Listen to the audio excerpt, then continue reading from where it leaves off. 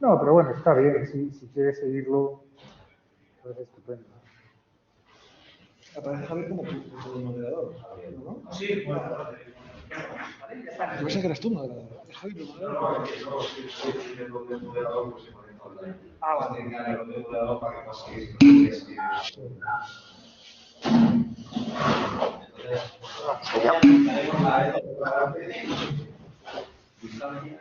Sí. ¿Estamos bien aquí? ¿Se ve? No, da igual que esté en la pantalla aquí, ¿no? Yo creo que sí, yo creo que es suficientemente prudente. Sí. Tenéis los micrófonos encendidos, ¿cierto? Javier, ¿se nos escucha bien? Perfecto. Buenas tardes. De hecho, a ti se te escucha muy alto. No sé si...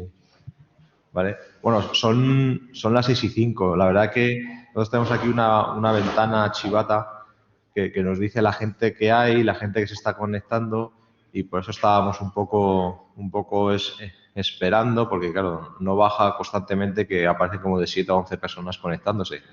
Y entran y siguen de 7 a 11, de 7 a 11.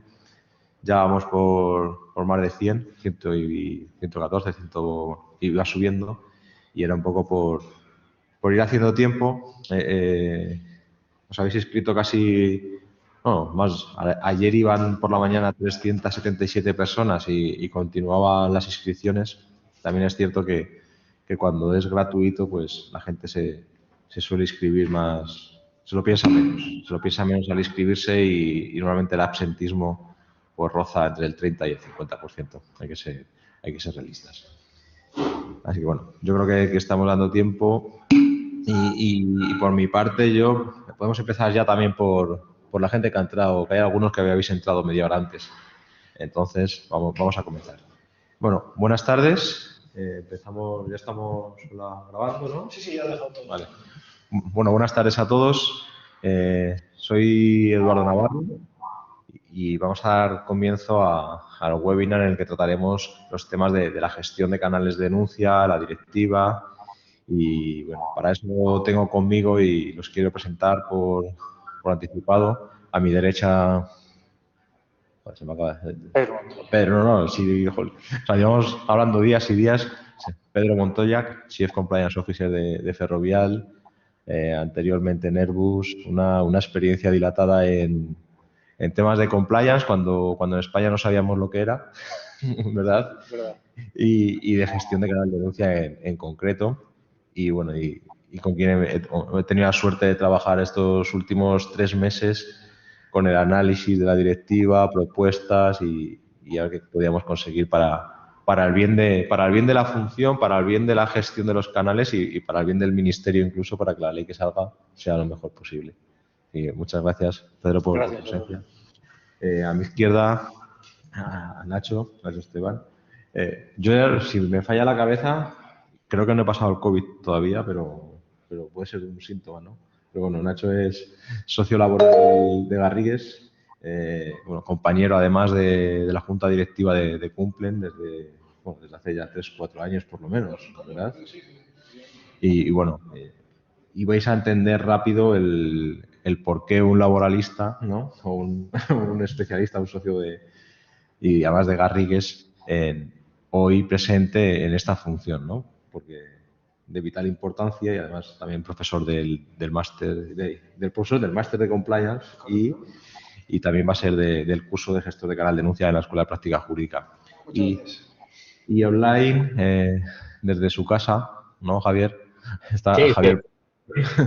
Javier Puyol, bueno, magistrado del Tribunal Constitucional en excedencia, letrado, amigo, socio, bueno, y codirector también del curso de gestión de canales de denuncia que se imparta aquí en la Escuela de Práctica Jurídica.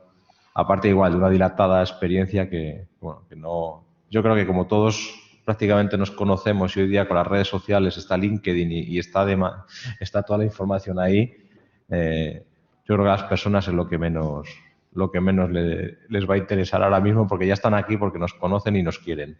Así que bueno. Yo, en primer lugar, deciros, iba a hacer la presentación hoy José Manuel Almudi. José Manuel, que es el director de este centro de Escuela de Práctica Jurídica de la Universidad Complutense de Madrid. De hecho, desde la Escuela de Práctica Jurídica de la Facultad de Derecho de la Universidad Complutense de Madrid, concretamente. Y bueno, un centro que ya en sí mismo como centro tiene más antigüedad que muchas de las universidades y escuelas de negocio que vosotros solamente conocéis y tenéis en el radar. Porque la Escuela de Práctica Jurídica nació en 1953, o sea, tiene ya 70 años, va a cumplir en un par de años. Y bueno, al final es un brazo muy importante de la Universidad Complutense, que en este caso con más de 500 años de historia, y así que no hay debate, y que se ha dedicado mayormente y en sus comienzos a formar a mucha gente en lo que era el máster de acceso a la abogacía. Los alumnos que salían de la Facultad de Derecho pues pasaban por esta Escuela de Práctica Jurídica y por aquí han pasado grandísimos juristas y fiscales y abogados y muchos de vosotros que estáis conectados hoy en línea. Y que desde hace un par de años dirige José Manuel y que bueno, está, aparte de unas obras impresionantes que se han hecho aquí en el centro y que bueno, incluso preparó el centro para todas las sesiones como esta, para dar las clases semipresenciales, con toda la tecnología que os podéis imaginar y que hoy estáis viendo, que igual que estáis online, podríais estar aquí ahora mismo sentados casi a lo mejor manteniendo todas las distancias de 15 a 20 personas. Pues bueno, así preparó todo el edificio y la verdad que es una envidia para otros que también colaboramos con la universidad y en otros centros ver cómo está equipado, ¿no? Así que en este caso José Manuel no puede estar, desde aquí le vamos a apoyar también en el nuevo impulso que le está queriendo dar al centro, sacando formaciones más allá del máster de acceso a la abogacía, sacando formaciones que perfeccionan la función en este caso, de la gente de derecho y hoy en concreto de otros muchos profesionales que se quieren especializar tanto en compliance como en el propio uso de la gestión de canal de denuncia. Y nada, yo en su nombre os pongo la Escuela de Práctica Jurídica a vuestra disposición para que vengáis, la veáis. Invitaros a que os acerquéis y veáis el catálogo inmenso que tiene de formación y la calidad tanto de los profesores como de los alumnos que en ella intervenís. Y bueno, presentada la universidad, presentada la Escuela de Práctica Jurídica, vamos a presentar el programa que tenemos hoy. Hoy, ¿por qué hicimos el guión del webinar de hoy? ¿Por qué empezamos a diseñar una formación en gestión de canales de denuncia? Pues porque este año 2021, sin duda, ya se viene hablando y se están acumulando foros como el de hoy en materia de gestión de canales de denuncia. Pues porque este año es dentro del compliance y por sí solo, porque el canal de denuncia en algunos sitios estaba antes que compliance, pues es el año del compliance, es el año del canal de denuncia. ¿Por qué es el año del canal de denuncia? Es el año del canal de denuncia porque este año se transpone la directiva europea, porque este año se aprueba la ISO 37002 de gestión de canales de denuncia, porque este año pasa a ser obligatoria para todas las organizaciones de más de 50 empleados, porque este año además pasa a ser obligatorio de una determinada manera, no vale la mayoría de las maneras que tenemos implantado en nuestras organizaciones, porque pasa a obligar a que quien gestiona los canales de denuncia tenga formaciones como la que estamos elaborando, por muchos motivos. Este es el año del canal de denuncia. Y yo, al final, muchos de los que me conocéis sabéis que vengo de ser auditoría interna. O sea, vengo de ser auditor interno, en este caso era en la Corporación Empresarial Pascual, en Calidad Pascual, desde el año 2003, 2004, ya ni me acuerdo.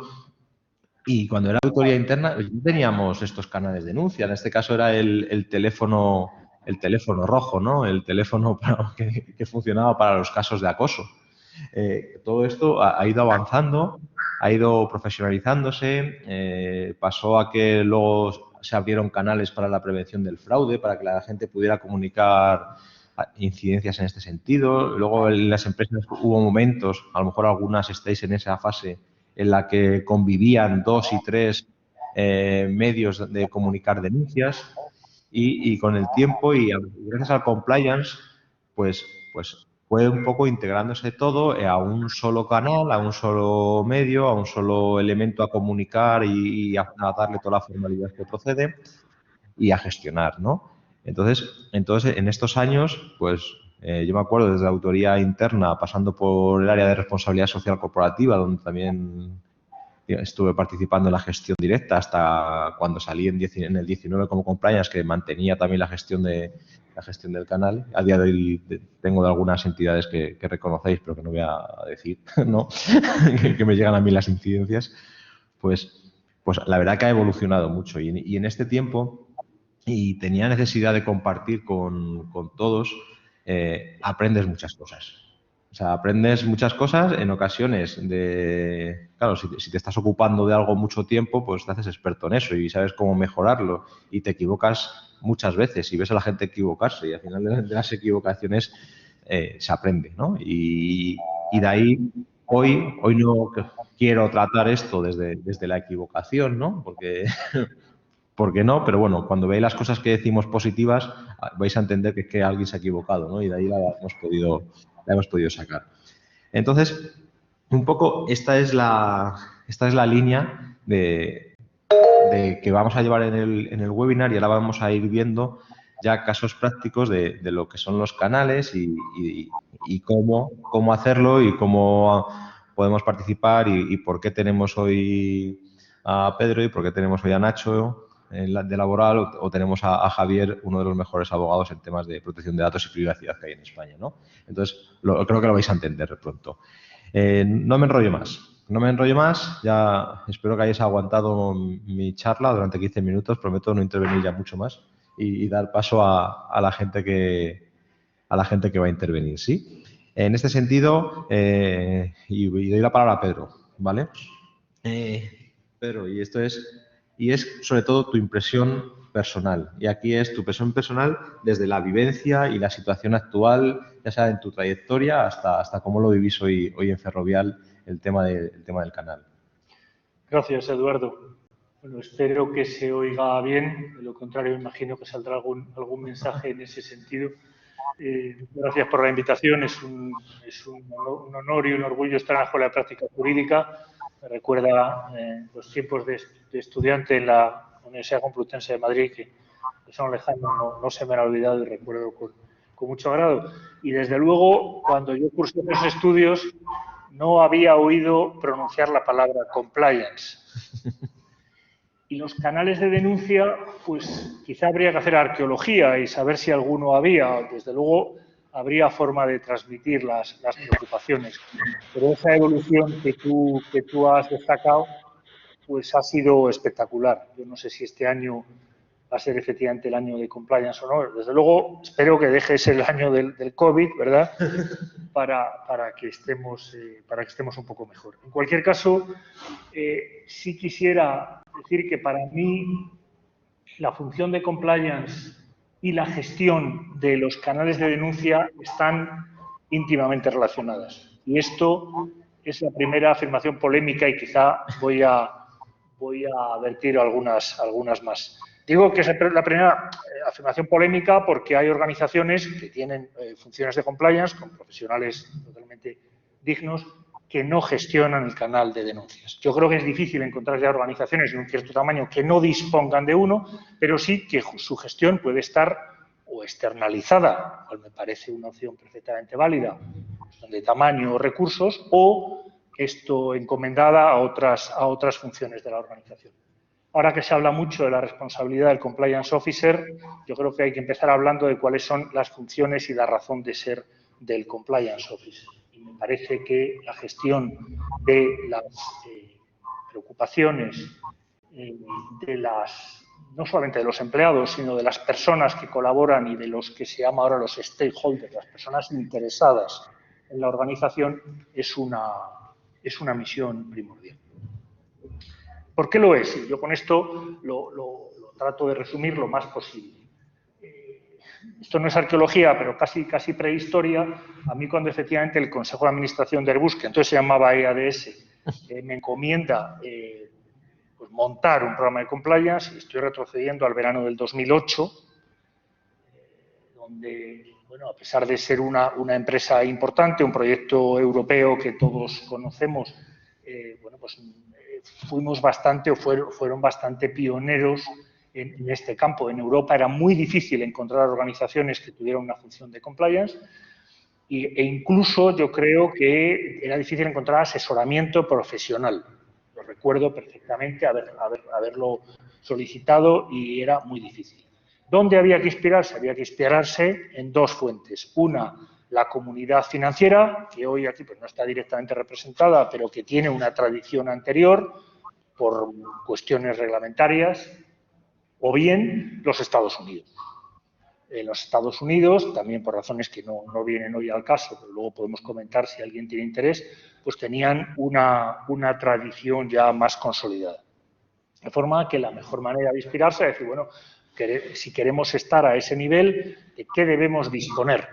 ¿Y cómo montar un programa de compliance? Esto en Airbus encajaba muy bien, porque era una empresa aeroespacial, pues no es, se dice en inglés, rocket science. Es bastante sencillo, es decir, hay que procurar identificar los riesgos que aborda cada organización, que no son los mismos en una empresa agroalimentaria, en una empresa de infraestructuras, en una empresa aeroespacial, gestionar esos riesgos previniendo la comisión de irregularidades. Segundo matiz importante, no previniendo la comisión de delitos, previniendo la comisión de irregularidades, de actos indebidos según el código ético del que está dotada la empresa. Creo que el estándar ético, el estándar de exigencia que yo en España últimamente oigo bajo ese término de compliance penal, de prevenir delitos, me parece inaceptable. Tengo la ventaja de no estar solo, porque creo que ya la circular de la Fiscalía General del Estado lo destacaba así. De manera que, primero, ver los riesgos y prevenirlos. Para eso hace falta políticas, hace falta procesos, hace falta darlos a conocer, tener un programa de formación. Pero por mucho que nos esforcemos, ocurrirán cosas.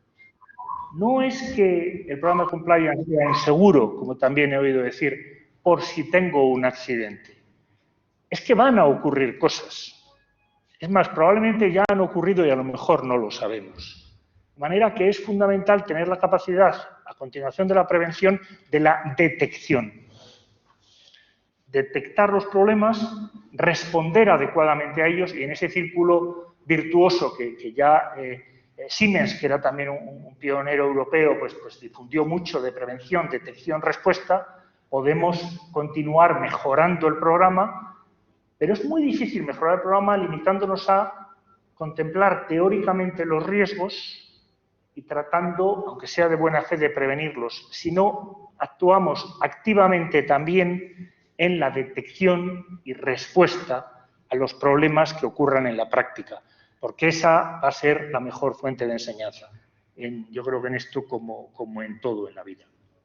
De manera que está íntimamente relacionada la existencia de un canal de denuncias, porque es verdad que se pueden detectar los problemas por otros medios, en función del grado de desarrollo del propio canal o del programa de compliance. El canal es o no una fuente relevante de detección. Yo no pretendo decir aquí que cualquier organización vaya a tener a través del canal los indicadores más significativos de lo que esté ocurriendo, más bien al contrario. Cuando se empieza, cuando se echa a andar, los problemas surgen por otras vías. Los detecta el propio personal de la organización de forma abierta, los detecta auditoría interna, profesión que tú has ejercido, Eduardo, y hay otras vías. Pero esta es una vía que conforme vaya ganando en efectividad y de su mano está de la mano de la efectividad está la confianza, será más importante y más significativa. Por tanto, tengamos un canal de denuncias para poder tener un programa efectivo de compliance. Merezcamos la confianza de las personas que colaboran con la organización, como empleados, como proveedores, como clientes. Y has hecho una observación a la que yo esta sí suscribo íntegramente, que es la oportunidad de integrar los diferentes canales de comunicación cuando existan. Es decir, si es importante que sepamos cosas por auditoría interna, que sepamos cosas por lo que conoce la propia organización y por lo que conoce el canal, no tratemos eso de forma diferente. No tratemos de eso de forma diferente. Y es más, procuremos tener un proceso formalizado de detección de todos esos problemas, con independencia de que el tratamiento de cada uno de ellos pueda ser diferente. Pero protocolicemos también cómo vamos a tratar cada uno de estos problemas. Primero, y sobre todo, porque es lo correcto. Segundo, porque con esto mereceremos la confianza de la que estoy hablando. Y en tercer lugar, solo en tercer lugar, porque el día que tengamos un problema y tengamos que llevar a la Fiscalía el programa de compliance como primera línea de defensa, será muy difícil que merezca credibilidad si no puede acreditar que este asunto tal vez no lo hemos detectado, tal vez no lo hemos tratado adecuadamente, pero obsérvese que en los últimos años ha habido una voluntad decidida por tratarlos así, conforme a un procedimiento que nos hemos dado y con una trazabilidad en esa gestión, ¿no? Yo creo que esas son las mejores prácticas y tiene mucho sentido. Me paro aquí porque Nacho tendrá mucho que aportar. No, pero te quería hacer, y por entrar en terreno práctico, ¿no? En Ferrovial, Pedro, ¿cómo lo tenéis? Al ser no ¿de quién escapar. depende? ¿Cómo, Sí. No al quiero ser internacional, ¿cómo lo orquestáis? Pues el canal de denuncias de Ferrovial es un canal que gestiona la Dirección de Compliance, la dirección que tengo el honor de dirigir, que está dotado de una aplicación externa, es decir, a mí no me gusta decir que es una herramienta externa, es una herramienta que hemos adquirido, lo que también creo que constituye una práctica importante. Yo oía recientemente, porque hay muchas jornadas en torno a la transposición de la directiva y Eduardo y yo hemos coincidido en alguna.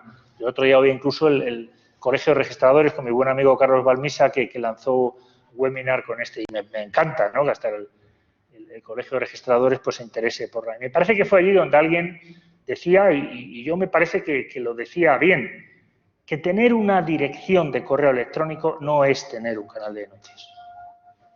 Y esa evolución la hemos hecho en Ferrovial para dotarnos de una aplicación, no solamente porque esto facilite la recepción de denuncias, por ejemplo, se disponga de teléfono, cosa que no se disponía anteriormente, sino porque también dota de una trazabilidad de la recepción y la gestión de cada uno de esos asuntos, lo cual es muy importante también para generar confianza en el sentido de ser transparentes en la gestión.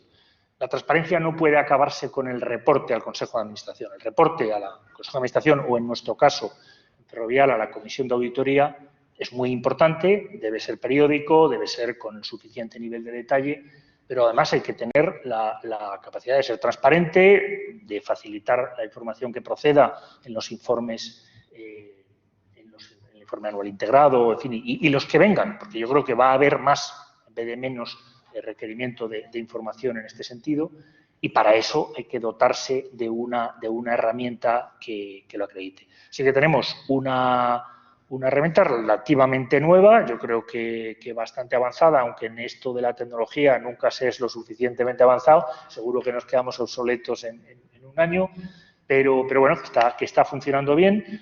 Hablas de la vertiente internacional y haces bien en señalarlo porque es una dificultad añadida, no cabe duda. Pero bueno, dificultad que yo conocía también en Airbus.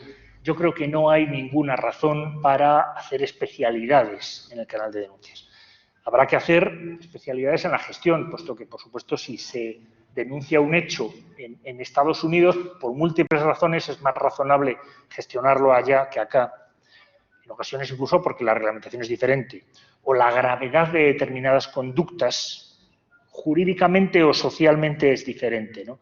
Tenemos la suerte de contar con una profesional muy competente en Estados Unidos que está en mi equipo y ella, por tanto, pues interviene más directamente en esos asuntos.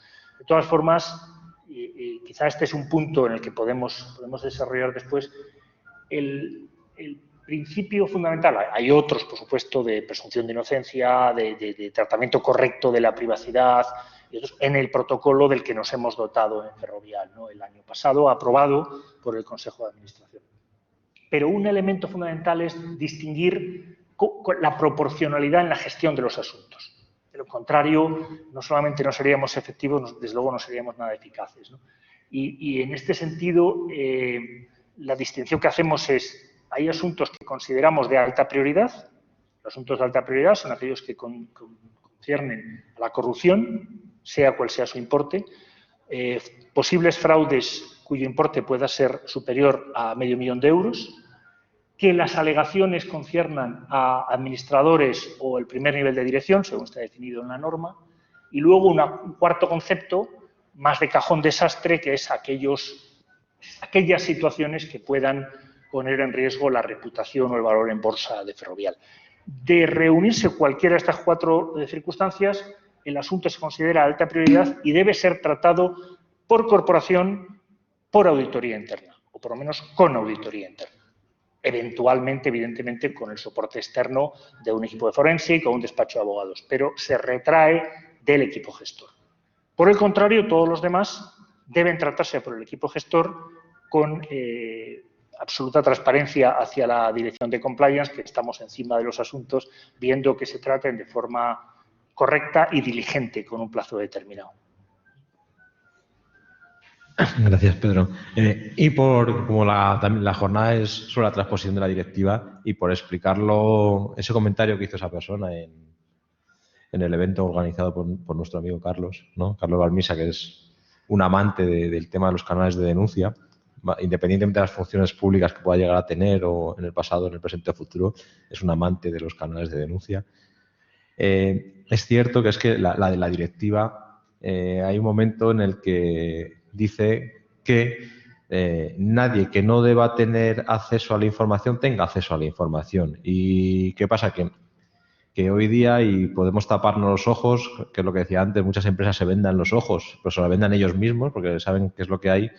O sea, y es un tema que justo voy a pasar a tratar con Javier, con uno y con otro, pero creo que nos dicen que no podemos, que las organizaciones no tenemos expectativa de privacidad cuando utilizamos uso de nuestros recursos. ¿Por qué? Porque está claro que la gente de la informática tiene acceso al servidor del correo electrónico. Entonces da igual si es un correo electrónico que va por el servidor de la compañía, ya sea que lo mandas directamente porque cumplimentas un formulario en la web que te han diseñado y entra a través del correo electrónico a la persona que lo recibe, pues el informático, si quiere, tiene acceso.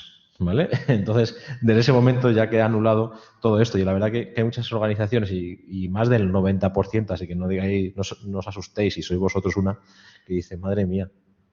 Cuando dicen, no, yo lo tengo, y cuando estamos haciendo la auditoría o cuando estamos haciendo algún trabajo, dicen, pues es verdad. ¿No? Entonces, por eso, bueno, justo por eso tenemos a Nacho. O sea, Nacho, como experto en compliance, además de socio laboral, sí, ya sí lo eres, pasa que también es humilde. Entonces, yo ahí te diría esta pregunta, y es la importancia del canal dentro del modelo de compliance, la importancia de tenerlo o no tenerlo interno, ¿vale? Y la siguiente, de lo bueno de que una persona, ya entramos en la faceta persona, pueda comunicar qué garantías debería tener la persona, el canal, el proceso, pensando que luego esto pueda tener validez y que funcione. Muchas gracias, Eduardo, y como señalaba Pedro, muchas gracias también por darme la oportunidad, tanto a ti como a la Universidad y a la Escuela de Práctica Jurídica, antes de ir a la pregunta de los asegurados, sí que querría hacer algún comentario de las presentaciones que ha hecho hoy, que estoy absolutamente de acuerdo con todas ellas, con alguna matización o algún añadido, ¿no? Que probablemente entra en lo que es mi área. Por mi área de práctica laboral, pues me ha tocado en muchas ocasiones entrar en temas de compliance y decías, oye, ¿por qué Nacho aquí? ¿No? No sé si... Pues justo ha salido una pero ¿se oye bien? Me estaba fijando si había mensajes en ese sentido.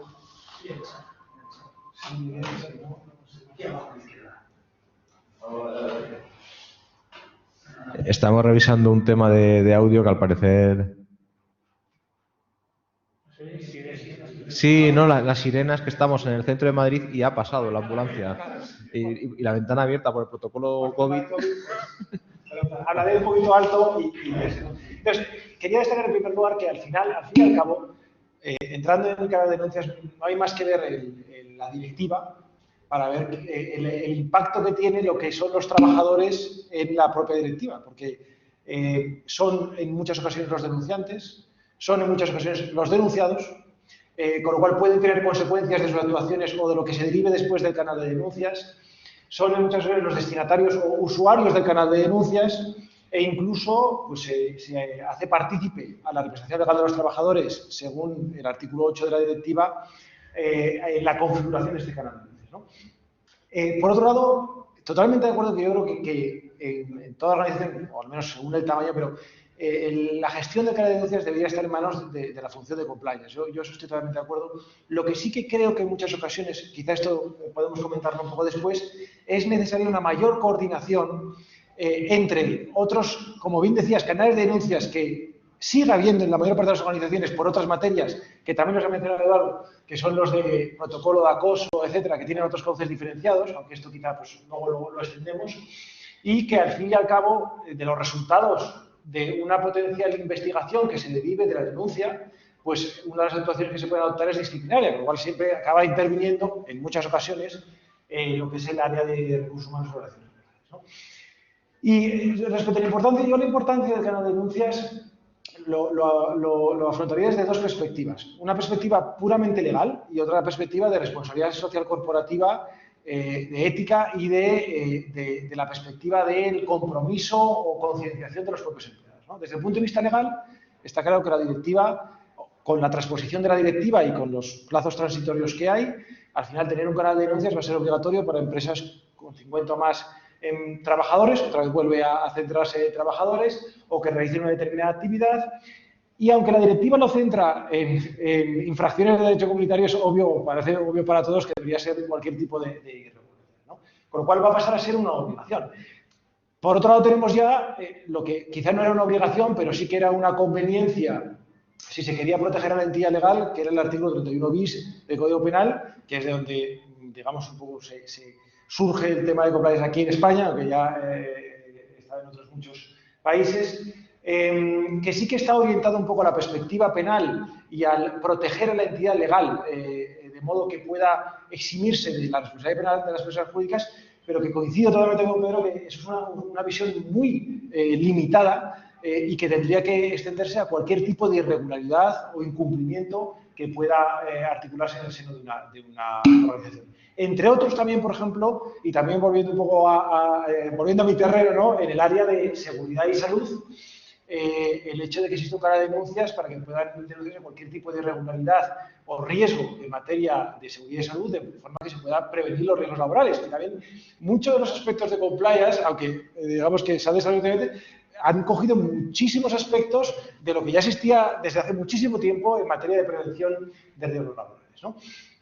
Y que también puede trasladarse a otras áreas como protección del consumidor o competencia. Pero al margen de la potencial obligación legal, está claro que contar con un canal de denuncias y posteriormente con un modelo de prevención, un modelo de compliance, es un aspecto clave en responsabilidad social corporativa, que también Eduardo, que también ha sido parte de su función, en ética, gobernanza y también de cara al propio empleado. Es decir, de cara al propio empleado y para intentar captar su atención, para intentar tener su compromiso, es esencial que el empleado también sepa que la compañía está comprometida con el cumplimiento normativo, que existe un canal a través del cual puede denunciar irregularidades y que dicho canal es eficaz y garantista. Y aquí entra, yo creo, uno de los aspectos esenciales dentro de la importancia del canal de denuncias, es que no basta solo con que exista un canal de denuncias. Y como también decía Pedro, no basta con poner un correo electrónico.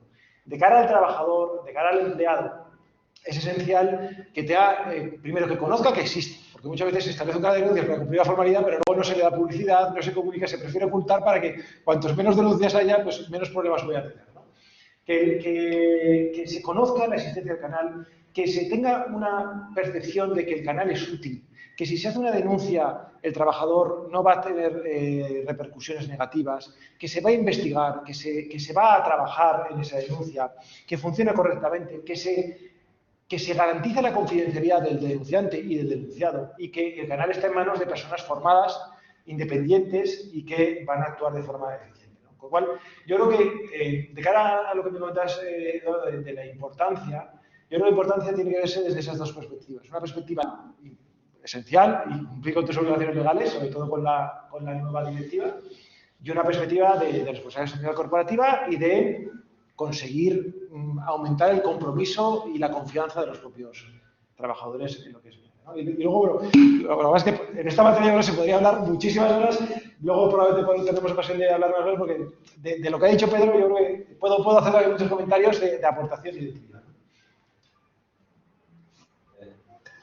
Te dejamos un minuto si quieres, pues si quieres matizar alguna hora y luego. No, Vale. si quieres luego. Pues entonces, y seguimos y efectivamente, o sea, importante centrarlo en la persona e importante como hemos estado preparando la jornada y yo casi me había dejado un poco el gorro de la parte de investigación, ¿no? O sea, para rellenar los huecos, por supuesto, y cogiendo lo que habéis dicho los dos.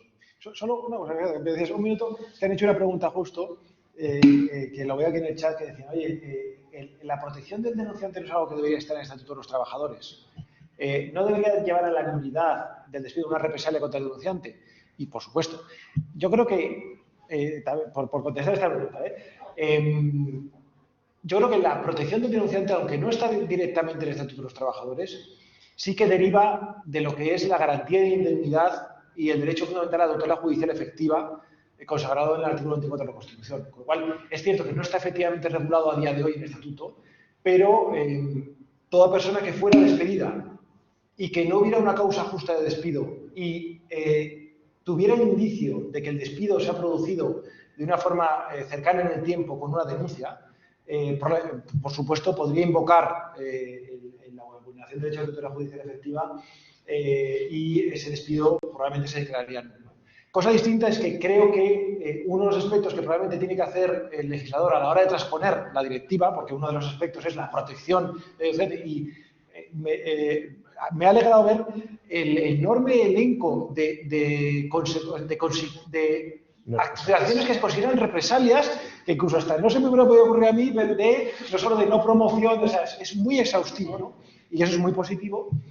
Y que probablemente debería incorporarse también en uno de los artículos del Estatuto de los Trabajadores. Un poco perdón, ya que me has dado un minuto, ya me he aprovechado y ya me he lanzado. Y justo, bueno, primero un matiz a efectos prácticos para todos los que estáis conectados, ¿vale?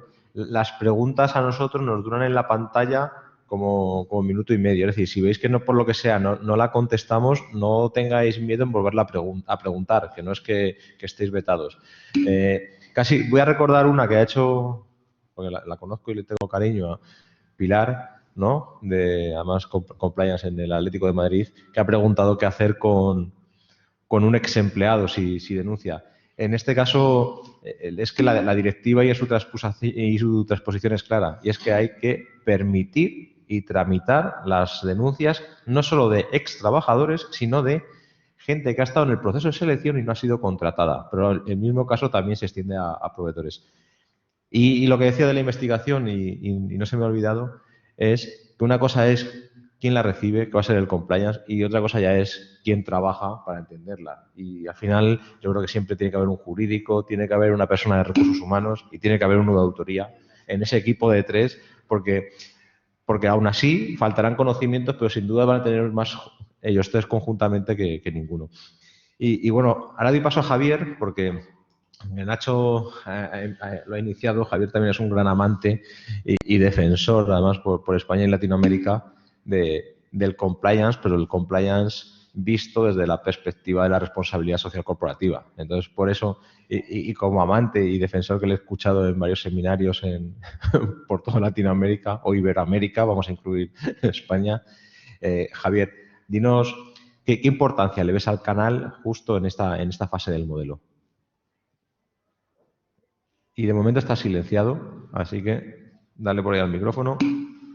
Es que creo que antes estaba esto en A ver, ¿Me ahora oyes? perfectamente. Perfectamente.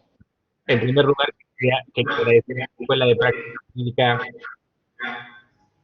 de la Universidad Complutense de Acto. No sé si me está oyendo bien o correcto. Un poco Esto es un entrecortado. poco regular, Javier, como entrecortado. A ver, por si acaso para ahora, ¿no? A ver, prueba Javier a hablar así de seguido. A ver, ¿me oís ahora? Sí, sí. Dice que hace con el sonido de la sala. Quizás si pongo aquí el mute. A ver un momentito.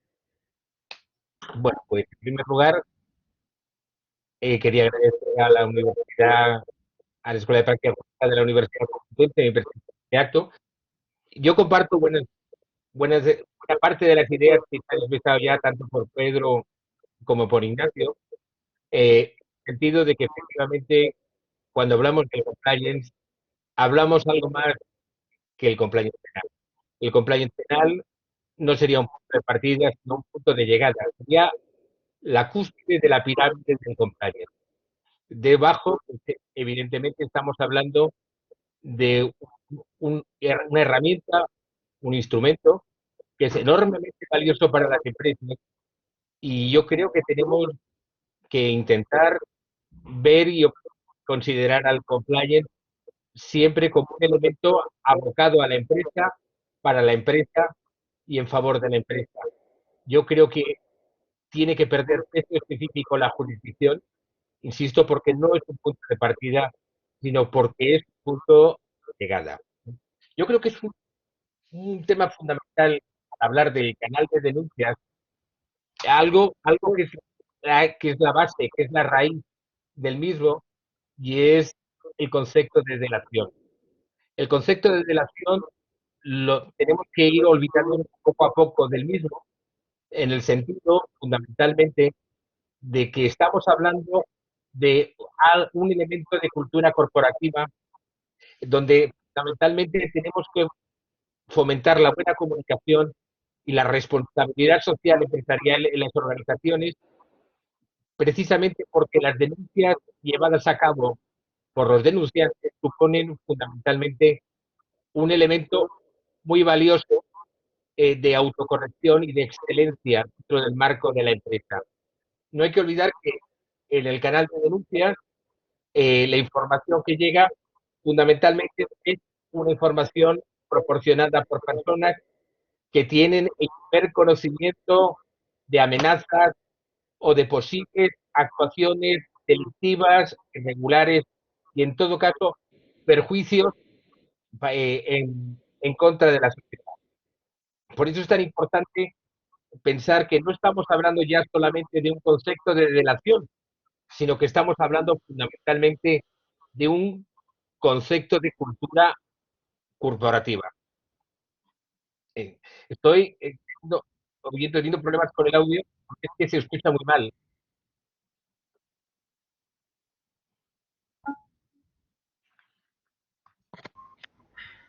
Sí, Javier, se te oye como si tuviera retorno, ¿vale? Y nosotros teníamos aquí silenciado, pero bueno, silénciate, revísalo y avanzamos y ahora te volvemos a dar paso, ¿vale? Ok.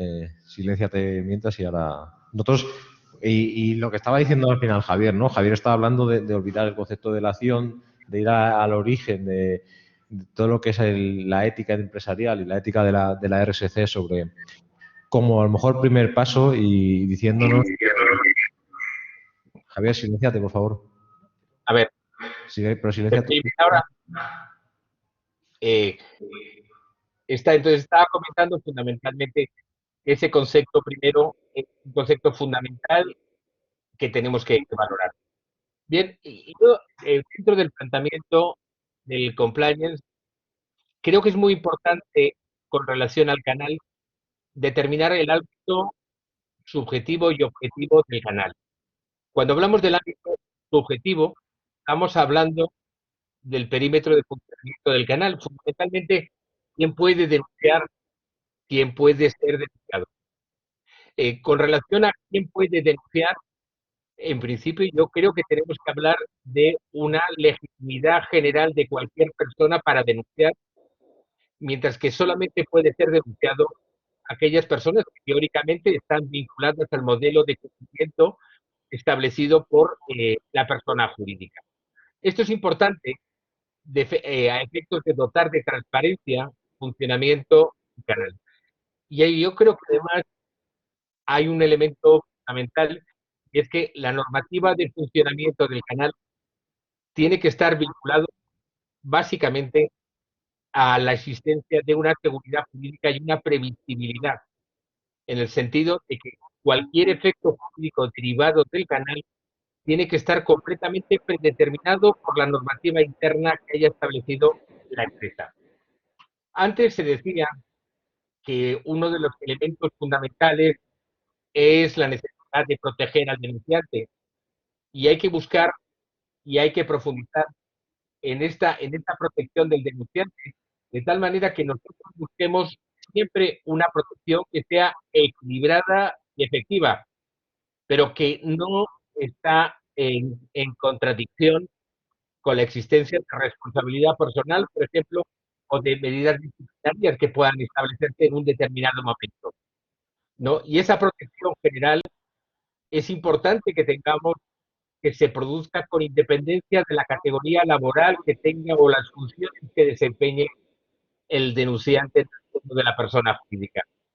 Bien, y hay que tener en cuenta que esta protección tiene límites, y esta protección del denunciante en el funcionamiento del canal, por ejemplo, no funciona cuando el propio denunciante ha revelado su propia identidad desde un punto de vista de medios de comunicación o desde una información pública, ¿no? También es muy importante desde el punto de vista objetivo saber que tenemos que denunciar a través del canal. El canal puede abarcar incumplimientos legales del ordenamiento público, puede abarcar también denuncias de vulneración de la normativa interna o de los derechos, principios, criterios. Por tanto, es importante darle un sentido amplio.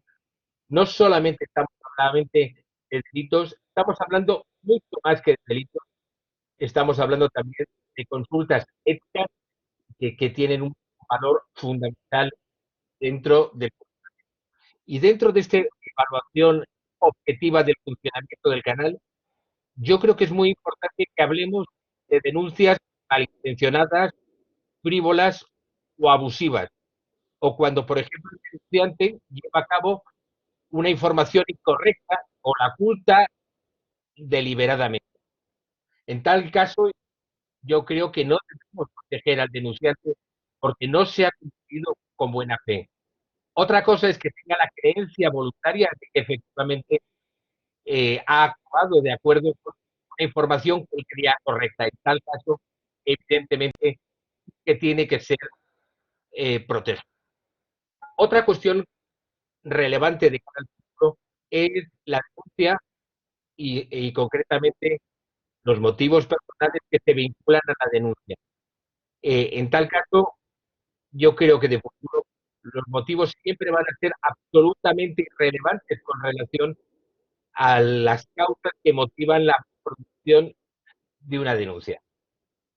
Bueno, son muchas las cosas que podemos hablar, y yo creo que tenemos que profundizar también. Podemos hablar de represalias y podemos hablar de represalias directas o de carácter indirecto. Y yo creo que son elementos que tenemos que valorar, tenemos que tener en cuenta. Gracias, Javier. Silencia ahora, por favor, el micro. Y, bueno, la pregunta era sobre la importancia de la RSC, ha entrado también en la parte de las garantías, ¿no? Y otras partes jurídicos, al final, claro, es lo que tiene la carrera, ¿no? Que como decían en mi pueblo, vamos hacia la cabra tira al monte, y gracias, porque te agradecemos en ese sentido, porque también era otra de las visiones que estábamos esperando en la mesa. Entonces, bueno, yo sigo con...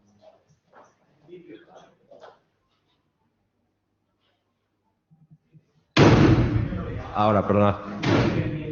¿Se nos ve en la sala? Javier, ¿nos ves tú? ¿A ti te vemos la cara? Sí, ok, perfectamente. Vale, entonces, bueno, decía, estábamos aportando eso. Yo ahora, y estoy viendo muchas preguntas, ¿vale? Estoy viendo muchas preguntas. Algunas las recuerdo, algunas no. Y las estoy apuntando, ¿vale? O sea, las que veo así que tal, las apunto aquí en las notas para plantearlas al final. Y sí que podemos ir... Mira, ha preguntado, por ejemplo, ahora una persona que me ha parecido interesante, que si se podía denunciar a un tercero, o sea, a un familiar de un empleado, básicamente era una de las preguntas. Yo sí, ¿te la dejo? Adelante. No, te la dejo y te hago yo la mía, ¿vale? Vale. que la mía es, o sea, yo quería sacar hoy mi lado periodista, ¿no?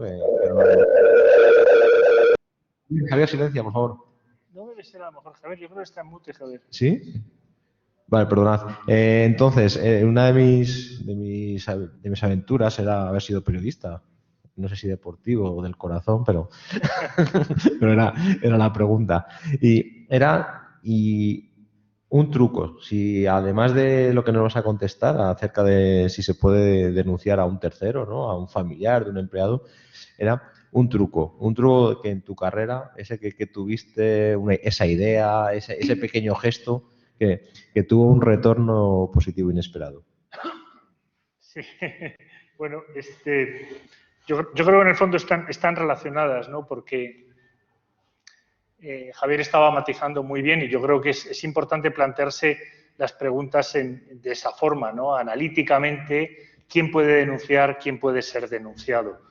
Entonces, sobre el primer aspecto, que tiene que ver con un poco a lo mejor los trucos de los que preguntas, yo creo que hay que ser inclusivo en el ámbito objetivo del canal. Esta opinión, que es una opinión personal mía, creo que está avalada por las mejores prácticas internacionales. Yo en esto lo que sugiero es acudir a los estudios que hay publicados. Me ha tocado recientemente mirar dos, hay uno que es bastante reciente de Navex, estos son estudios comerciales porque suelen ser de proveedores. He visto una pregunta, yo creo que en esto no hay ningún copyright, alguien preguntaba cuál es el canal que hemos adquirido, es una adquisición reciente y no tengo problema en decirlo, no es un canal de Navex, que es, yo creo, el proveedor más grande del mundo y que tiene un estudio excelente sobre canales y está publicado hace muy poco. Hay un estudio del año pasado del grupo EQS que acaba de adquirir un grupo danés pequeño, que es el que yo seleccioné como canal, que se llama GodEthics. Bueno, este grupo EQS, o sea, aparte de satisfacer la curiosidad de alguien que preguntaba, y que, bueno, hay bastantes productos en este sentido competitivos que se pueden contratar en el mercado. Este estudio, y el de Navex también, distinguía en función de las empresas, uno que tengan canal y otro que no tengan canal. Y esto, el de EQS es de Suiza, Alemania, Reino Unido y Francia. Países de los más desarrollados en nuestro entorno. Entre un 30 y un 40% de las empresas consultadas por este estudio, es verdad que había empresas pequeñas, ellos consideraban grandes una empresa de más de 250 empleados, por tanto habrá mucha pyme que justifique esto, entre un 30 y un 40 no tenían canal ninguno. De aquellas que tenían canal, un 40% aproximadamente en los 4 países no recibían ninguna denuncia a lo largo del año. Yo creo que es un dato devastador. Esto contrasta con el estudio de Navex. Nos vamos al otro extremo, estudio centrado en Estados Unidos. No me acuerdo ahora el universo de la encuesta. Lo podía haber consultado a lo mejor, pero es fácil de encontrar. Y son, pues, no sé qué número de empresas, 30.000, 85% multinacionales norteamericanas. Bien, ahí sí que no solamente hay canal, sino que la media de asuntos recibidos, y ahora vuelvo también a un aspecto de los trucos y de la terminología, de asuntos recibidos, es de 1,4 por cada 100 empleados. Entre no recibir ninguna y recibir 1,4 por cada 100 empleados, hay un mundo. Y esto tiene que ver con muchas cosas. Uno, el aspecto que no es tanto de responsabilidad social o de ética, yo creo que es hasta de sentido común. y lo estaba apuntando también Javier, y hago una pregunta en este sentido. Tenemos que huir del concepto de delación. Yo cuando puse en marcha el canal de denuncias en Airbus, en el año 2008, me costó 1 año y medio ponerlo, en primer lugar, porque el presidente entonces, que era un verdadero caballero y una persona por la que solo puedo decir buenas cosas, me dijo que a él eso le rechinaba porque le recordaba los tiempos de la resistencia. Le recordé que parte de nuestros colaboradores eran alemanes y que la Stasi había estado hasta tiempos más recientes, por no hablar de nuestra historia patria, ¿no? Hay que huir ya de este concepto de delación. Y es curioso que incluso la directiva y el propio título del seminario siga hablando de canal de denuncias. Alguien decía ahí en las preguntas, no llamémosle denuncias, llamémosles alertas, no le llamemos denunciantes, llamémosle alertadores. Por tanto, truco básico, no gestione usted un canal de denuncias, gestione un canal ético.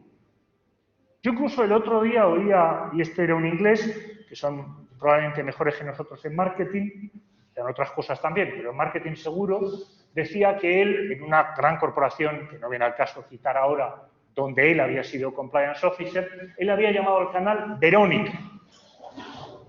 Verónica. Él decía que personalizar el canal facilitaba el acceso. Bueno, yo no me atrevería a llamar a mi canal Verónica, pero probablemente me estoy chapado a la antigua, pero sí he dejado de llamarlo canal de denuncias y pasa a llamarse canal ético.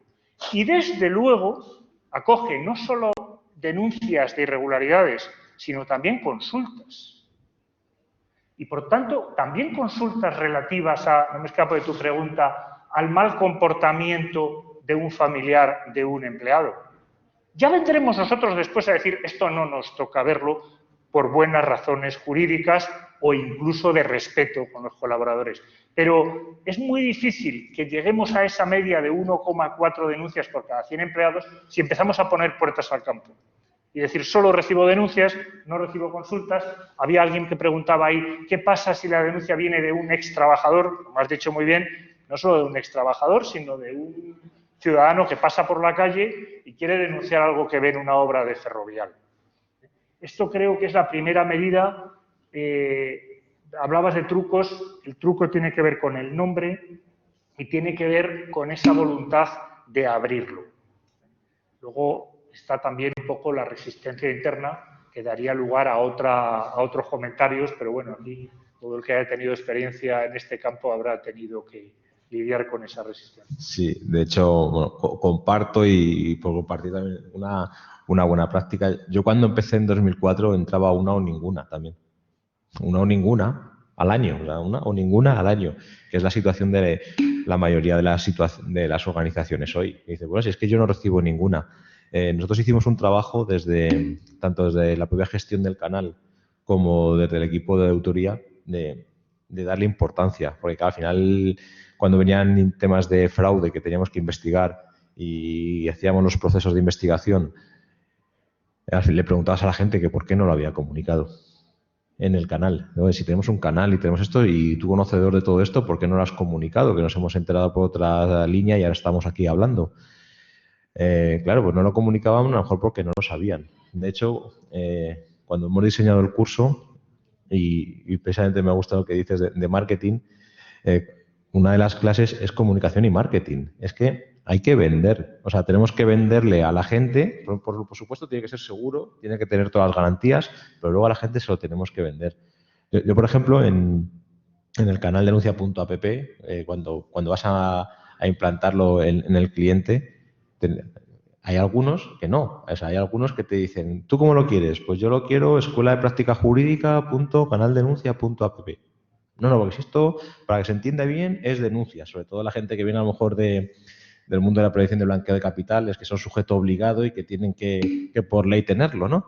En cambio, yo siempre sugiero, oye, pues no, mira, nosotros vamos a tener escuela de práctica jurídica.canalético.app, ¿no? Al final, nosotros cuando empezamos a hacer esto, pero es por comunicación, en Pascual le llamamos canal abierto, porque era un canal de diálogo, era un canal de vamos a dialogar con la gente y es verdad que la denuncia sale mal. Ahora bien, invito a José Enrique, que fue la persona que ha hecho el comentario de alertas, yo lo había apuntado, y invito a José Enrique.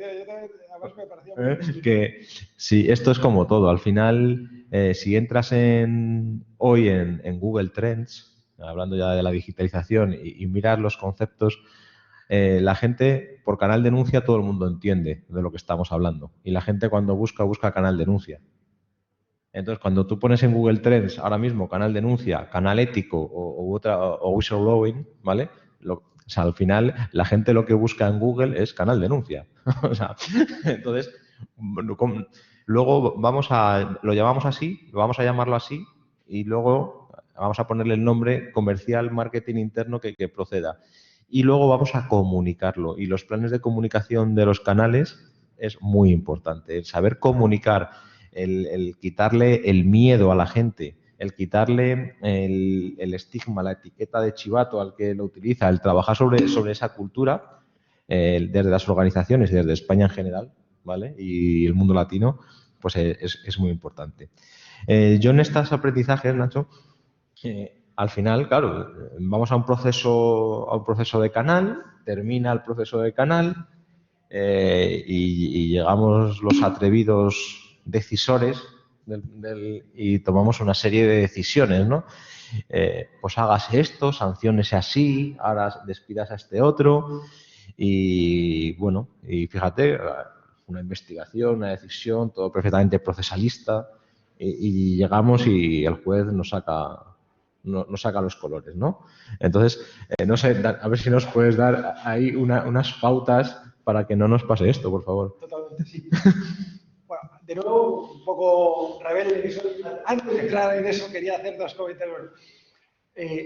Totalmente de acuerdo también de nuevo llamémosle denuncias abiertas a comunicaciones, pero también el tema de las consultas. ¿Por qué? Porque en muchas ocasiones es cierto que hay un desconocimiento real de si lo que se está o lo que se puede hacer está mal o está bien, sobre todo cuando hay cambios culturales. Ocurrió muchísimo con las farmas, cuando cambiaron las políticas de sponsorización, porque antes era frecuente y era muy habitual que al médico se le invitase a las Islas Caimán con su mujer o a la médico con su marido y se veía como algo habitual, ¿no? Entonces, es cierto que cuando hay cambios culturales surgen nuevas políticas, en los últimos años hemos visto que se elevan los estándares éticos, lo cual es algo absolutamente positivo, pero quizá hay unas prácticas habituales y de verdad el trabajador o el directivo pues, no son plenamente conscientes de si lo están haciendo bien o no están haciendo bien. Con lo cual, ese canal que sea también de consultas sería algo muy... Y en relación con las investigaciones también, y con la perspectiva que pueda tener la gente de denunciar o no, también es muy importante cuál es el papel del compliance officer cuando hace las investigaciones, porque en muchas ocasiones hay un ánimo de detectar algo, con lo cual se da por buena ya la denuncia y que te llame el compliance officer es un miedo absoluto ya pensando que ya te están acusando de algo, con lo cual, bueno, siempre hay que respetar esa presunción de inocencia. Y luego otra pregunta que formulaban, y engarzando con lo que ha dicho Javier, que es, oye, ¿qué ocurre con denuncias frívolas o denuncias falsas? Bueno, el artículo 8.1, el artículo 23 de la directiva señala expresamente que los Estados miembros han de establecer sanciones efectivas, proporcionadas y disuasorias aplicables respecto a denunciantes cuando se establezca que habían comunicado o revelado públicamente información falsa a sabiendas, ¿no?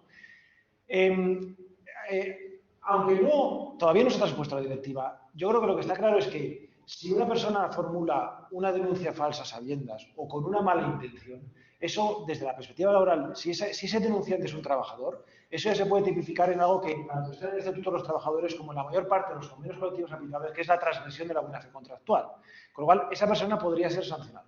Y de hecho ocurre en muchas ocasiones. Es más, pueden ocurrir por dos circunstancias. Una, denuncias porque pues tienes una inquina hacia alguien, pues una denuncia falsa, o denuncias con un ánimo puramente de proteger. Y eso se ve, por ejemplo, en despidos colectivos. Se anuncia un despido colectivo, incrementa el número de solicitudes de reducciones de jornada por guarda legal, porque también se conoce el trabajador, o incrementa también denuncias. Y eso ocurre con frecuencia, ¿no? Entonces, hay mecanismos para sancionar esas conductas con la regulación actual. Probablemente con la transposición de la directiva se tiene que reforzar también y hacer una mención específica a esto. Lo que sí que ya advierto es la dificultad de acreditar por parte de la empresa que realmente se ha hecho a sabiendas o que realmente había un ánimo espurio. Porque claro, es muy distinto que uno haga una denuncia y que luego no se pueda acreditar que lo denunciado realmente es una irregularidad o que se ha producido, y otra muy distinta es que ya la carga de la prueba ya le corresponde al empresario que sanciona acreditar que la denuncia no solo es que era falsa o no estaba fundada, sino que además se ha hecho con un ánimo incorrecto. De ahí la dificultad, ¿no? Entonces, y dicho esto, ya entrando en la pregunta que me formulabas, Eduardo, efectivamente, yo creo que cuando la denuncias al final suele derivar en una investigación y al final se ha cometido una irregularidad o no, que no tiene por qué ser un delito, sino simplemente un incumplimiento. Y si se ha cometido una irregularidad, hay 3 vías de actuación. La primera es que si tengo que cambiar mi modelo de prevención, o tengo que corregir o mejorar para que no vuelva a suceder.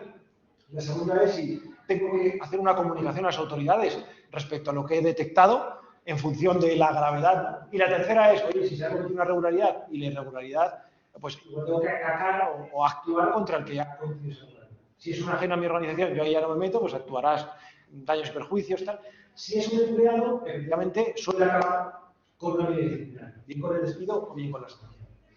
Y lo que ocurre en muchas ocasiones es que hay un desconocimiento por parte bien de la función de compliance o bien de la persona que está gestionando el canal de denuncias de aspectos laborales básicos para que luego esa sanción pueda prosperar en sede judicial. Y hay ocasiones en que se cometen absolutas irregularidades que incluso puede ser delito y por un tema puramente de prescripción, que ahora explicaré cómo vamos a ver las sanciones que se cometen, pues resulta que la sanción es improcedente o el despido es improcedente y tienes que pagar una suma importante al señor que cometió la irregularidad, ¿vale? Entonces, ¿qué errores más comunes detecto yo cuando me llegan, a mí me suele llegar ya en la fase final, ya hemos hecho la investigación, que muchas veces es que quizás si alguien de recursos humanos o alguien de que está un poco antes se hubiera podido enfocar un poquito de otra manera, porque la investigación puede ser perfecta desde otro plano. La investigación puede ser perfecta desde exhaustiva para descubrir lo concreto. Ahora, si no lo puedes actuar bien con lo que has descubierto, pues es un problema. Dificultades que vemos. En la propia implementación del canal de denuncias, el que no se haya hecho partícipes a los representantes legales de los trabajadores. Cuando es una obligación que ya podría derivar del artículo 64 del Estatuto de los Trabajadores, y ahora con la directiva es algo que va a ser obvio, ¿no? En segundo lugar, el que no se hayan unificado y coordinado los canales de denuncias. Y sigue existiendo, como apuntaba Pedro, que en muchas ocasiones ya se ha corregido, pero sigue existiendo un canal de denuncias en ocasiones de compliance y, por otro lado, un protocolo de denuncias de acoso. Protocolo de denuncias que además está en el convenio de ocasiones, porque está negociado, por ejemplo, en el sector del... Y eso provoca que una de las obligaciones resulta que solo puede beneficiar en ocasiones al denunciado, si éste ha cometido una irregularidad, porque le puede permitir alegar un incumplimiento formal y muchas ocasiones hay vacíos, porque llega a través de denuncias y teóricamente tendría que seguir un protocolo que es el de compliance, pero por otro lado tenemos el protocolo que está en el convenio colectivo. Perfectamente se pueden articular fórmulas para coordinarlo. Hay una fórmula que ya lo advierto, es que todas las denuncias se intenten canalizar a través de cada denuncias. Ahora, si llega una denuncia vinculada con una determinada temática, que es un acoso laboral o un acoso sexual, pues se canaliza a través del protocolo. Pero eso tiene que estar regulado de antemano, porque si no hay un vacío y una incongruencia, ¿no? No articular mecanismos para garantizar la confidencialidad en las investigaciones, en muchísimas ocasiones, sobre todo si es materia laboral, porque claro, al hacer las preguntas, muchas veces pues, se puede entender quién es la persona afectada, pero no se debería desvelar el denunciante, ¿no? Y tampoco en materia de protección de datos. Y la jurisdicción social, si entiende que ha habido un incumplimiento en materia de protección de datos o en otra área, puede considerar también que si la compañía ni siquiera cumple sus propias obligaciones, ¿cómo puede exigir las obligaciones a los trabajadores, ¿no? En segundo lugar, también demoras. Y eso también es importante desde dos perspectivas. Una es que en muchas ocasiones se establecen trámites muy farragosos desde que llega la denuncia hasta que comienza la investigación o que intervienen demasiados órganos, y eso nos lleva a dos cosas. Una es que en ocasiones o en la propia organización incumple los propios trámites que se ha autoimpuesto. Y si tú incumples tus propias obligaciones, de nuevo, puedes llevar a la improcedencia de la sanción. Igual es importante protocolizar, pero con algo que seas capaz de cumplir. Y en segundo lugar, porque si tú no actúas diligentemente, hay demasiadas gestiones y va de un órgano a otro, o no se desarrolla la investigación, la denuncia primero y luego la investigación de una forma diligente o rápida, te puede haber prescrito la infracción para sancionar después. Es cierto que hasta que no se tiene un conocimiento completo, cabal y de lo sucedido, hasta que no finalice la investigación, pues no debería comenzar a computar el plazo de investigación laboral. Pero si no se ha actuado diligentemente, y yo veo veces que una denuncia llega, pasan 3 meses, luego es cuando empiezan a denunciarse, a investigarse, pues ahí tenemos un problema, ¿no? Y luego también hay ocasiones en las que, porque llega una denuncia que pueda tener un contenido delictivo y se ponga en conocimiento de las autoridades, hay veces que no se hace la investigación directamente, sino que oye, esto puede ser delictivo, yo ya lo pongo en conocimiento de las autoridades. Eso no te exime a ti de tener que investigar y tener que actuar. Y de hecho, incluso de tener que sancionar. Porque si esperas a que acabe el procedimiento penal, de nuevo, la infracción desde la perspectiva laboral puede haber prescrito, ¿no? Entonces, al final, todo esto se traduce en que es muy esencial que tanto los gestores del canal como la función de compliance tenga unos conocimientos, aunque sea básico, de todos estos aspectos laborales, probablemente no porque lo vaya a hacer la función de compliance, pero para que lo que haga la función de compliance luego pueda servir para la función de recursos humanos o de relaciones laborales para... Y eso sería.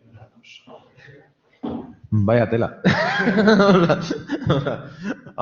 Bueno, pues iba a decir, esto durante 3 horas cuando estemos en clase. Sí, O sea, esto da para... Fijaros todo lo que vamos a ver en temas laborales con Nacho a lo largo del curso. Javier, te veo. Es importante que trate Javier sobre aquí. Se va comentando que no deben hacer Vale, Javier, te hago la consulta y silencio aquí, ¿vale? La consulta es, Nacho nos ha citado sobre los temas de laboral y ahora contigo quería ver los temas de... Yo me acuerdo cuando empecé en 2004 no preocupaba mucho porque era el teléfono, pero ya a partir del 2012, 13, 14 pues ya venía mi compañera de protección de datos a llenarme de cláusulas, ¿no? Y decía, si ocupa más las cláusulas de protección de datos que el proceso. Digo, a ver cómo lo hacemos. Entonces, y además ha habido un cierto debate bastante profundo en estos últimos años con la posición de la agencia y, de hecho, mira, leemos por ahí si se deben o no se deben aceptar anónimas. Ya digo que en algunos casos es obligatorio aceptarlas, ¿vale? Y hablo de prevención del blanqueo de capitales, sujetos obligados. Pero, en este sentido... ¿qué importancia tiene, cómo deberíamos gestionar en 1 minuto y medio, 2, la parte de la protección de datos, los datos sensibles que pueda haber en el proceso, Javier? Bien.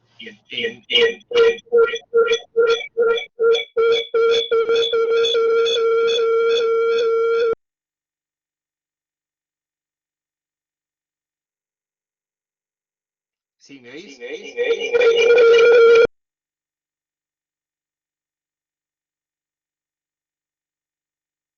¿Ahora puede haber alguien más conectado? No sé por qué, pero Javier, suena muy mal. ¿Me oís ahora?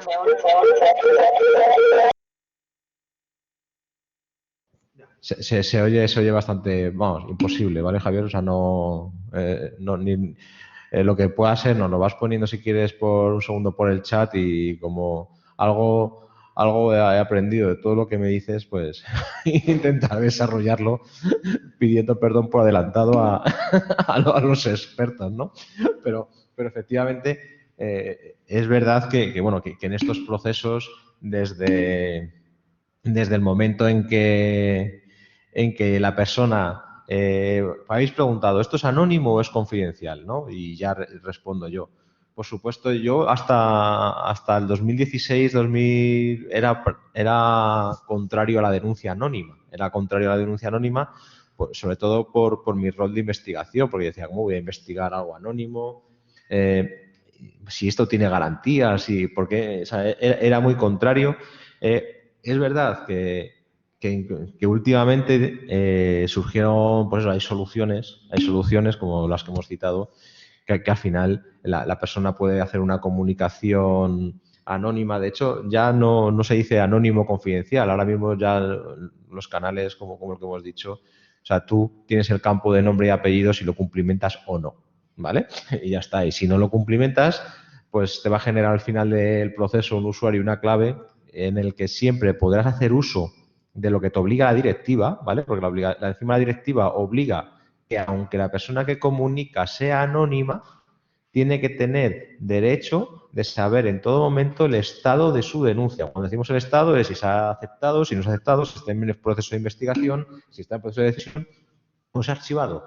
Entonces, por eso, bueno, hoy día pues ya el debate en cuanto a anónimo, no es tal, porque ya están las fórmulas híbridas y que sea el propio denunciante hasta qué punto quiere dar la cara, ¿no? En todo el proceso.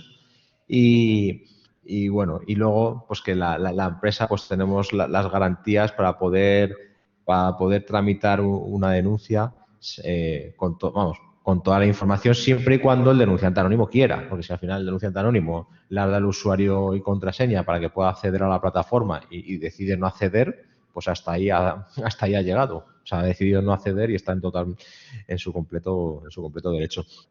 Entonces, y ahora mejor, ¿no?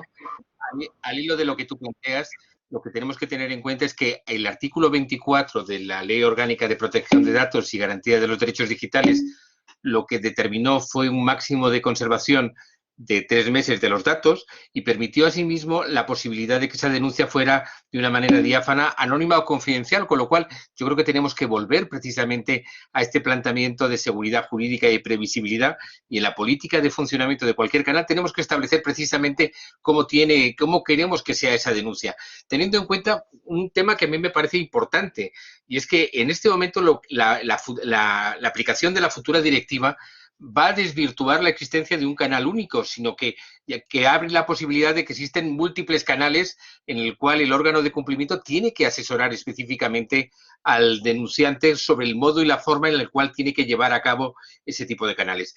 Todo esto lo que nos va a llevar al final es que tenemos que hacer compatible la Ley Orgánica de Protección de Datos con lo que es la nueva directiva, con lo que es la transposición de la directiva, y en este tema yo creo que es importante pensar que vamos a pasar de 3 a 6 meses, en el sentido de que es el plazo máximo. Pero, sin embargo, yo creo que ni la directiva ni la Ley Orgánica de Protección de Datos ha dado una solución acertada con relación a este tipo de datos. Todos tenemos la experiencia reciente de grandes investigaciones en materia de compliance, que evidentemente han llevado un transcurso de tiempo superior a 6 meses, un año, año y pico.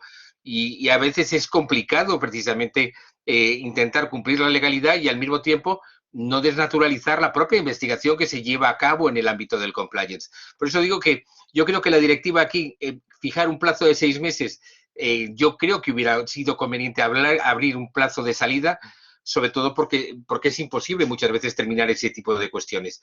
Y al mismo tiempo, yo creo que también echo de menos la notificación que se tiene que hacer al denunciante y al denunciado de las actuaciones en materia. Es cierto que la directiva ha aumentado y ha garantizado de una manera mucho más eficaz las notificaciones que se tienen que hacer al denunciante, pero realmente no existen suficientes controles con relación a la información que se tiene que proporcionar al mismo.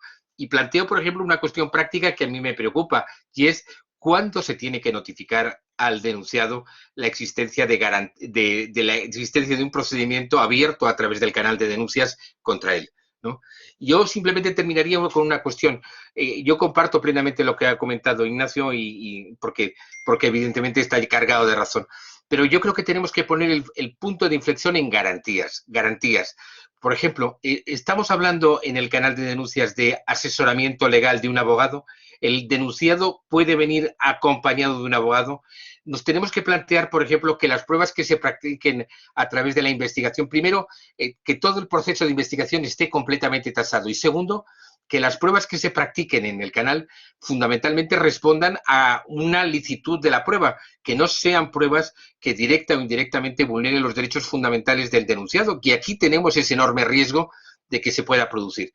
Cuando se abocan esas pruebas a la resolución, a una autoridad judicial, claro, muchas veces la empresa actúa simplemente por propio imperio y no nos damos cuenta de que el denunciado, lo que estamos llevando a cabo es casi un procedimiento judicial interno dentro de la propia empresa, y tenemos que llevar a cabo un escrupuloso respeto a las garantías del denunciado, porque si no corremos el riesgo de que cuando aboquemos ese procedimiento a sede laboral o a sede penal, nos encontremos con que todo lo que hemos actuado no sirve para nada porque hemos quebrantado esos derechos fundamentales.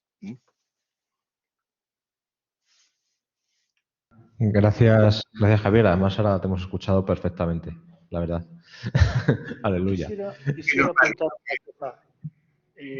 Yo en este sentido quisiera apuntar algo también en tono de provocación. Coincido plenamente con lo que han dicho tanto Nacho como Javier, no puede ser de otra manera, es perfectamente correcto y sufrimos todos efectivamente ese tipo de frustraciones en que al final pues, no se puede adoptar una determinada sanción, aunque sea de justicia, etc. Yo creo que estamos a lo mejor magnificando el problema. Es decir, a través del canal estamos gestionando asuntos que de otro modo y toda la vida se han tratado en el seno de una organización. Es decir, cuando al responsable de un negocio o de una tienda que pertenece a una gran empresa se le dice verbalmente, esta persona me ha agredido,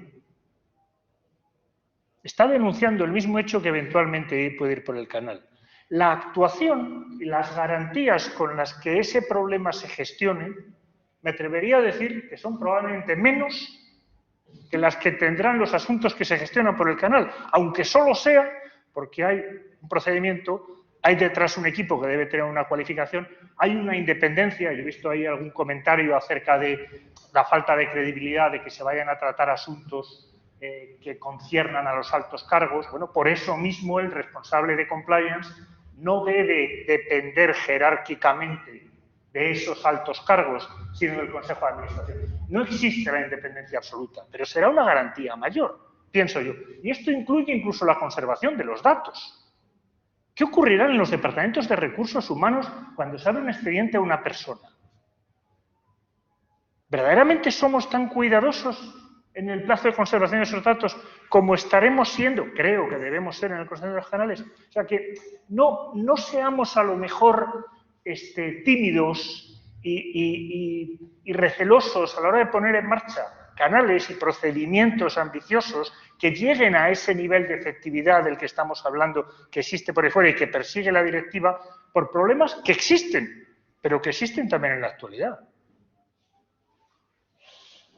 Sí, no, completamente. Además, era una de las cuestiones que preguntaba, creo que era Carmen Rodríguez, ¿vale?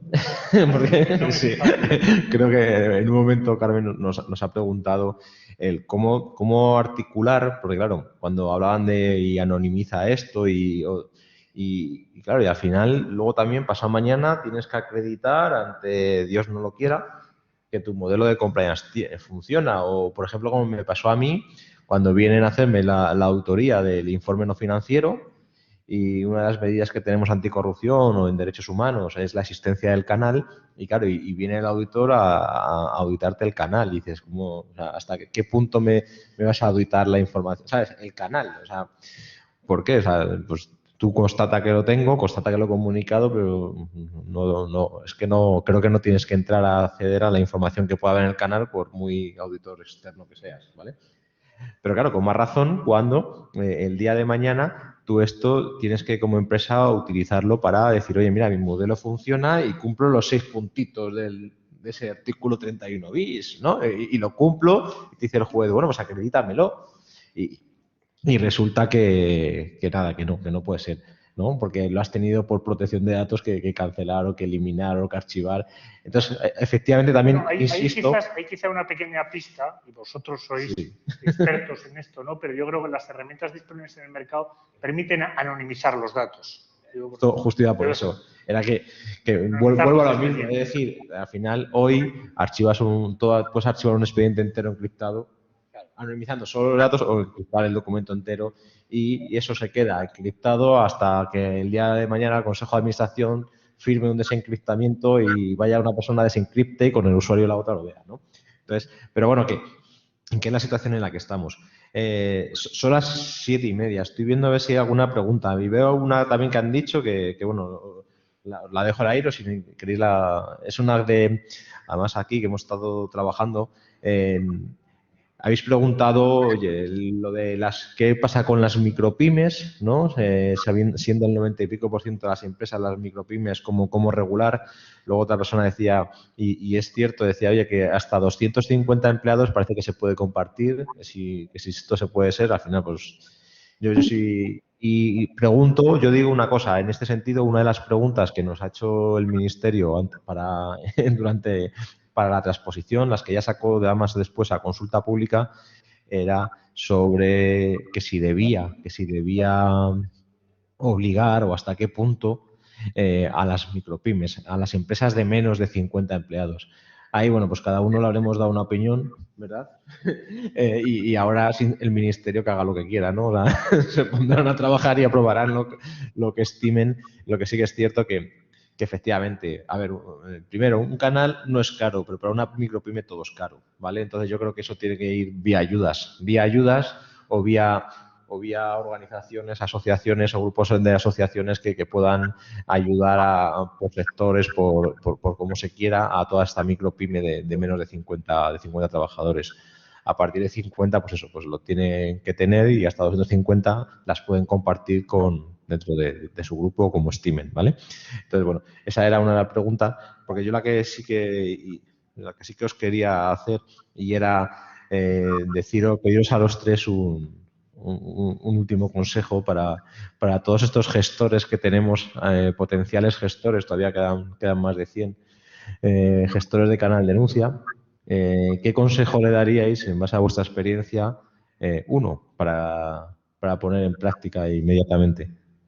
Pues yo por mi parte creo que atreverse, creo que ser osado y que cuando haya dudas acerca de pues, lo lejos que se pueda llegar, pues que haya resistencias al anonimato, que ha pasado de estar casi prohibido a ser obligatorio, pero en un momento determinado puede haber resistencias, o la misma existencia del canal, esto me suena a mí a delaciones, o a investigarlos adecuadamente, o a la debida independencia.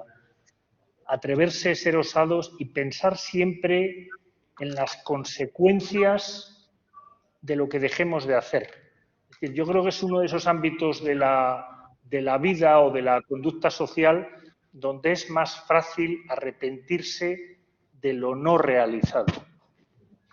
Y yo creo que mirando atrás las experiencias corporativas es una constatación. Y no hay ningún elemento para pensar que esto se va a detener. O sea que yo siempre tuve el convencimiento y ahora la experiencia me ha confirmado, ¿no? Es decir, el nivel de exigencia va a seguir aumentando, con además un elemento quizá de injusticia para las empresas y los profesionales, y es que los asuntos se juzgan tarde, incluso mediáticamente, ya no hablemos judicialmente, y por tanto se juzgan hoy con los estándares de ayer. De manera que anticipando que esos estándares vayan a crecer, no nos quedemos atrás porque creo que es perjudicial. Yo creo que pensando en eso hay capacidad para atravesar. Después, por supuesto, seamos prudentes, atendamos a todos estos consejos. Yo creo que es lo que nos van a decir ahora mismo por la otra banda, ¿no? O sea, yo dos planteamientos. Una es que se vean las diferencias más que como una carga o una obligación, como una oportunidad de mejora de la organización, que se pueden hacer mecanismos muy interesantes y que puedan ayudar mucho, no solo denuncias, alertas, consultas, lo que hemos venido hablando. Y no sé. Espera un segundo que te dejo mi micrófono. Bueno, pues comentaba que se vea como una oportunidad. Y en segundo lugar, y José Enrique yo creo que está haciendo aportaciones muy, muy acertadas, de que, oye, yo creo que la función de recursos humanos tiene que estar alejada de estas investigaciones. Y yo creo que estoy totalmente de acuerdo, y creo que es lo que he dicho al principio. O sea, estas investigaciones y esta función tiene que corresponder a compliance. Y recursos humanos, si acaso, debiera intervenir en la última fase, que es la que le correspondería, que es, si ya hay que sancionar o despedir, pues una vez ya finalizada la investigación.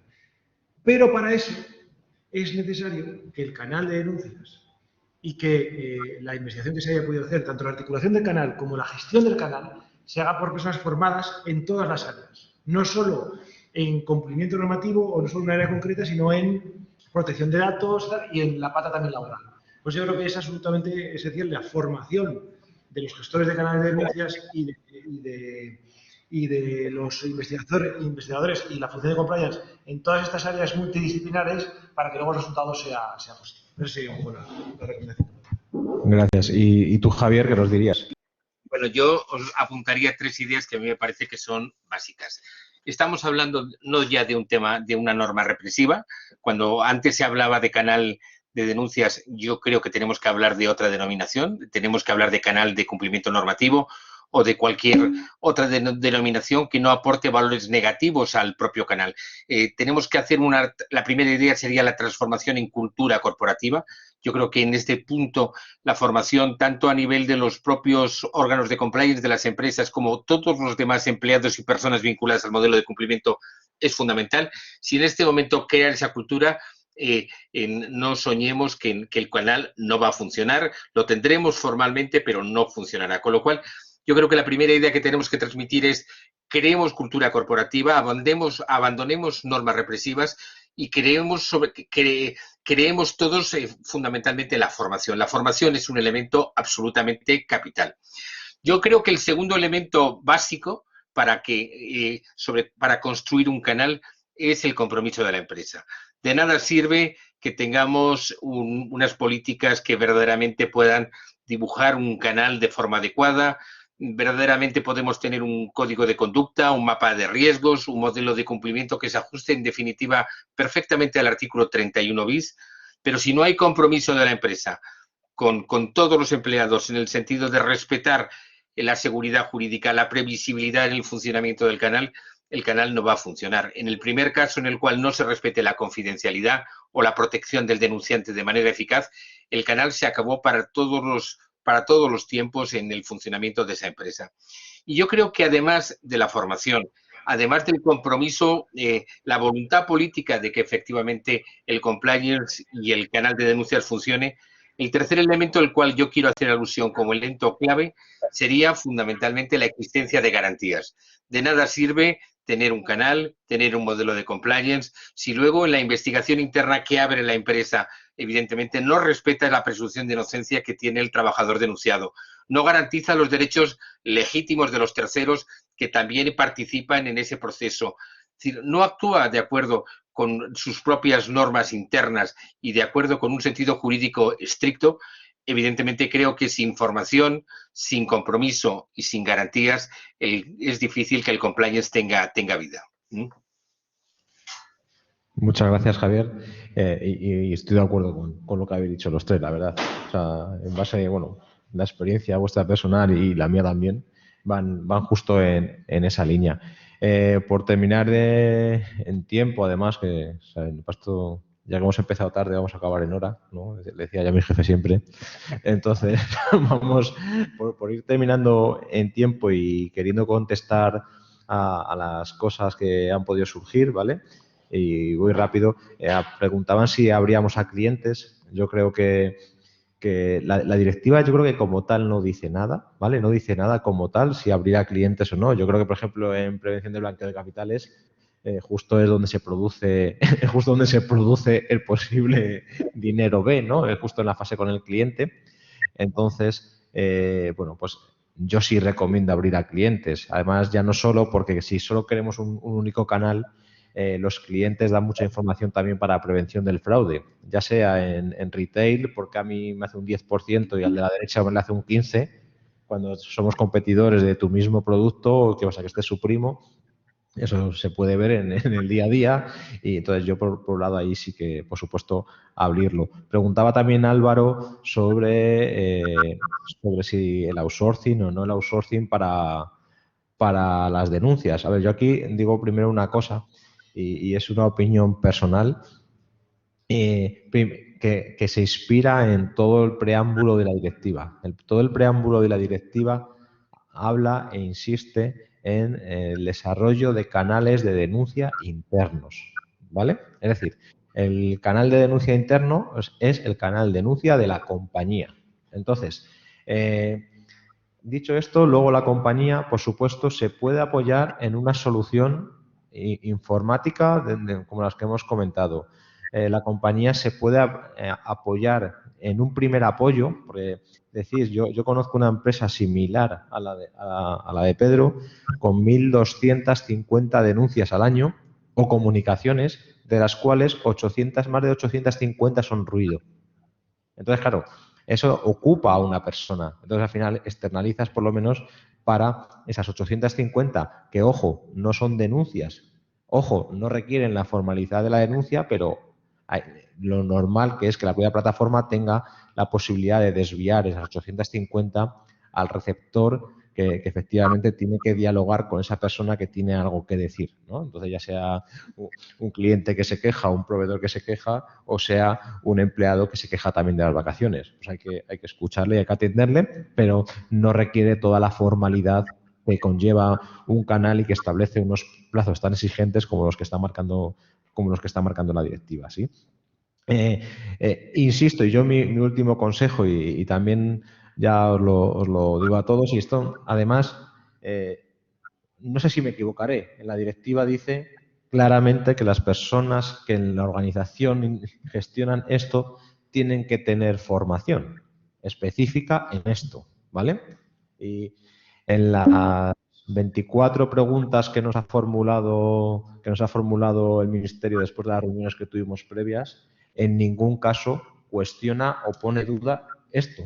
O sea, sí que habla de qué régimen sancionador poner cuando se incumple, sí que habla, pero daban tantas pistas las preguntas que te hacían como las que no te hacían.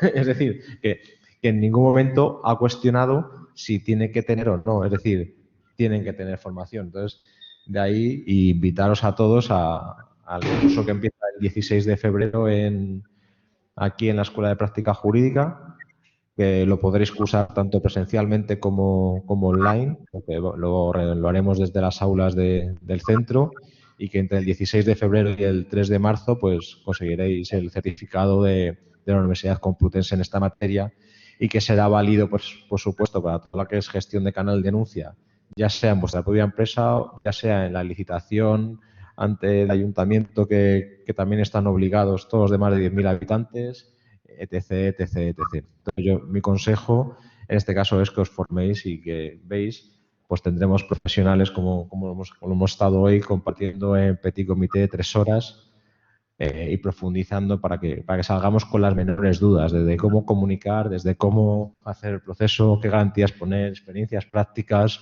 soluciones informáticas, la parte de protección de datos, la parte jurídica, etc, etc, etc, porque que es cierto que nunca sabremos de todo, pero por lo menos saber a quién tenemos que llamar, saber que ahí hay un riesgo de esto, saber que aquí hay un riesgo de lo otro, y nada, invitaros a todos. Termino agradeciendo, por supuesto, a Javier, a Nacho y a Pedro, que han estado hoy con nosotros compartiendo y sin esconderse nada, ¿vale? Poniéndolo todo encima de la mesa a disposición de todos vosotros.